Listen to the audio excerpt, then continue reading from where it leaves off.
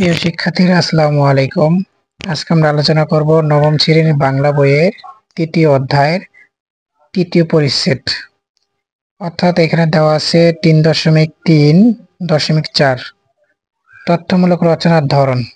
এখানে লেখা আছে, আত্মস্মৃতি শিরোনামের লেখাটিকে কেন অভিজ্ঞতার ভিত্তিক তথ্যমূলক রচনা বলা যায়? তোমার উত্তরের পক্ষে যুক্তি দাও। তার মানে শিরোনামটি কেন অভিজ্ঞতার ভিত্তিক তথ্যমূলক রচনা বলা যায়, তোমার উত্তরের পক্ষে যুক্তি দিতে বলছে।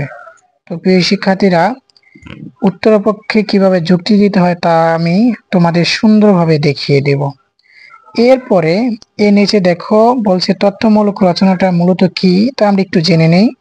সেখানে বলছে তথ্যমূলক রচনা, তথ্য পরিবেশন করাই যে রচনার মূল লক্ষ্য তাকে তথ্যমূলক রচনা বলা হয়।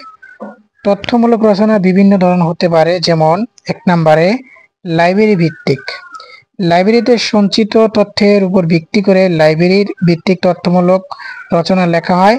এ ধরনের তথ্যমূলক রচনা লেখার জন্য লাইব্রেরিতে সংরক্ষিত পত্রপত্রিকা, বই, দলিলপত্র, নথিপত্র, বিভিন্ন ধরনের পুস্তক, পুঁথি, অডিও, ভিডিও ইত্যাদি থেকে তথ্য সংগ্রহ করা হয়। 2 নম্বরে বলছে পর্যবেক্ষণ ভিত্তিক। সংগৃহীত তথ্য উপাত্তের ভিত্তিতে পর্যবেক্ষণ ভিত্তিক তথ্যমূলক রচনা লেখা হয়। এই ধরনের তথ্যমূলক রচনা লেখার জন্য সরজমিনে গিয়ে বিভিন্ন ধরনের জরিপ, সাক্ষাৎকার, দলীয় আলোচনা ইত্যাদির মাধ্যমে তথ্য সংগ্রহ করা হয়। 3 নম্বরে বলেছে অভিজ্ঞতা ভিত্তিক।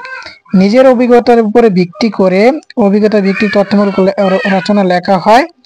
এই ধরনের তথ্যমূলক রচনা লেখার জন্য নিজের জীবনে বিভিন্ন পর্যায়ে অভিজ্ঞতা, স্মৃতি, ডায়েরি, পারিবারিক সংরক্ষণ ইত্যাদি থেকে তথ্য সংগ্রহ করা হয়। তো প্রিয় শিক্ষার্থীরা, চলো এখন আমরা উত্তরের পক্ষে কিভাবে যুক্তি দিতে হয় তা আমি তোমাদের সুন্দরভাবে দেখিয়ে দিচ্ছি। তো প্রিয় শিক্ষার্থীরা, চলো আমরা নমুনা উত্তরটিকে দেখি। তো এখানে বলছে, আত্মস্মৃতি শিরোনামের লেখাটিকে কেন অভিজ্ঞতা ভিত্তিক তথ্যমূলক রচনা বলা যায়, তোমার উত্তরের পক্ষে যুক্তি দাও। তো নমুনা উত্তরটি হলো, আত্মস্মৃতি শিরোনামের লেখাটিকে অভিজ্ঞতা ভিত্তিক তথ্যমূলক রচনা বলা যায়। এই রচনার লেখক তার জীবনের বিভিন্ন সময়ের প্রাপ্ত অভিজ্ঞতা থেকে বিভিন্ন বিষয় ঘটনার উপস্থাপন করেছেন।